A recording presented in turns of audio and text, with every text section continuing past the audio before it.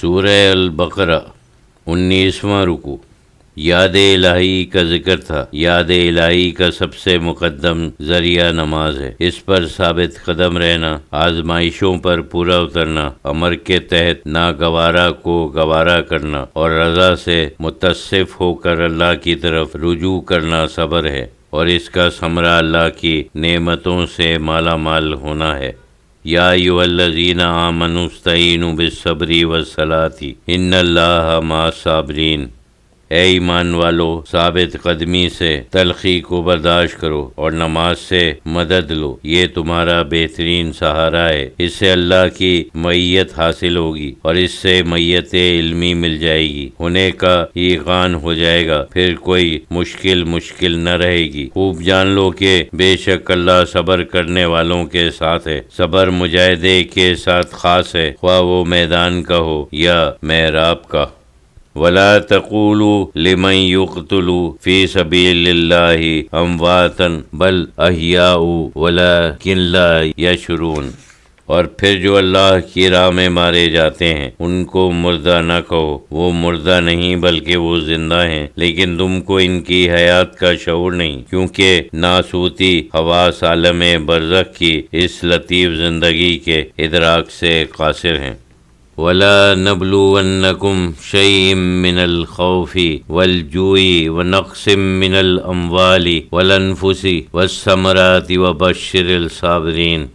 اور ہم تم کو کچھ خوف سے، کچھ بھوک سے، کچھ مالوں، جانوں اور پھلوں کے نقصان سے آزمائیں گے، اور پھر جو اس آزمائش میں پورا اترا تو اے حبیب آبن صبر کرنے والوں کو اس کی حکمت اور اس کے انعام کی بشارت سنا دیجیے۔ یعنی یہ صابرین کون ہیں؟ یہ الذین اذا اصابتہم مصیبۃ قالوا انا للہ وانا الیہ راجعون۔ وہ لوگ ہیں کہ جب ان پر کوئی مصیبت پڑتی ہے تو رضا الہی سے متصف ہو کر اللہ کی طرف رجوع کرتے ہیں اور کہتے ہیں کہ ہم تو اللہ ہی کے مال ہیں، ہم کو اسی کی طرف لوٹ کر جانا ہے۔ اولئک علیہم صلوات من ربہم ورحمۃ واولئک ھم المہتدون۔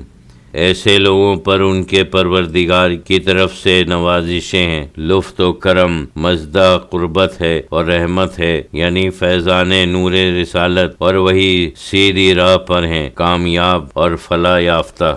یعنی راہ رضا میں صبر کرنے والوں کا بیان تھا، یہاں صبر کی ایک ایسی ہی مثال بیان کی جا رہی ہے۔ ان الصفا والمروۃ من شعائر اللہ فمن حج البیت او اعتمر فلا جناح علیہ ان یطوف بہما ومن تطوع خیر فإن اللہ شاکر علیم۔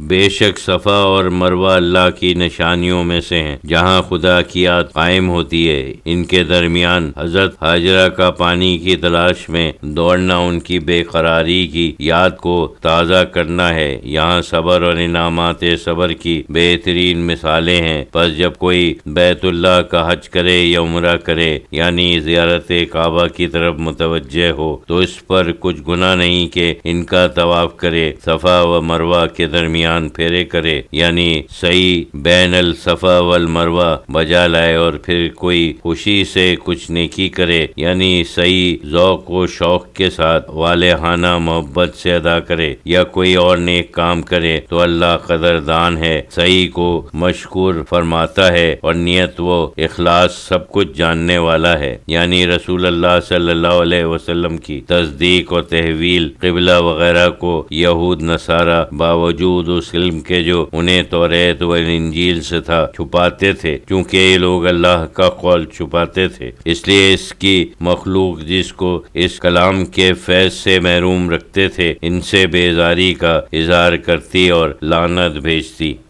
ان الذین یکتمون ما انزلنا من البینات والہدی من بعد ما بینہ للناس فی الکتاب اولئک یلعنہم اللہ ویلعنہم اللاعنون۔ بے شک جو لوگ واضح احکام اور ہدایت کی باتوں کو جو ہم نے نازل کی ہیں چھپاتے ہیں، ان کے بعد کہ ہم نے ان کو لوگوں کے لیے کتاب اللہ یعنی توریت اور انجیل میں بیان کر دیا ہے، اس پر اللہ لعنت کرتا ہے اور سب لعنت کرنے والے جن و انس، ملائکہ اور حیوانات لعنت کرتے ہیں۔ کسی اچھی چیز کو نہ سمجھ کر جو لوگ اس کے توڑنے میں لگ جاتے ہیں ان پر لعنت ہوتی ہے۔ یعنی اسی طرح اللہ اور اہل اللہ کی تجلی کے ظہور کے بعد ان کا انکار لعنت ہے۔ الا الذین تابوا واصلحوا وبینوا فاولئک اتوب علیہم وانا التواب الرحیم، مگر جنہوں نے توبہ کی اور اپنی اصلاح کر لی، اپنی نیت اور عمل کو درست کیا اور حق بات کو بیان کر دیا تو میں ان کو معاف کر دیتا ہوں، اور میں تو اپنے بندوں کی طرف نہایتی شفقت سے متوجہ ہونے والا، معاف کرنے والا اور رحمت والا ہوں۔ ان الذین کفروا وماتوا وهم کفار اولئک علیہم لعنت اللہ والملائکۃ والناس اجمعین، بے شک جو لوگ کافر ہوئے، حق پوشی کی اور اس پر قائم رہے اور کافر ہی مرے، ان پر اللہ تعالیٰ کی، تمام فرشتوں کی، تمام لوگوں کی لعنت ہے۔ خالدین فیہا لا یخفف عنہم العذاب ولا ہم ینظرون، ہمیشہ اسی لعنت میں رہیں گے، نہ ان پر سے عذاب ہلکا ہوگا، نہ انہیں مہلت دی جائے گی۔ وَإِلَٰهُكُمْ إِلَٰهٌ وَاحِدٌ لَا إِلَٰهَ إِلَّا هُوَ الرَّحْمَٰنُ الرَّحِيمُ، اور خوب یاد رکھو کہ تم سب کا معبود ایک ہی معبود ہے، احد ہے ذات میں، واحد ہے کمال صفات میں، اس کے سوا کوئی معبود نہیں، وہ واحد لا شریک ہے، اس کا وجود بالذات ہے، وہی علت الالہ ہے، مسبب الاسباب ہے، وہ رحمان ہے اور رحیم بھی، رحمان ہے اجسام کی تربیت میں اور رحیم ہے ارواح کی تقویت پر۔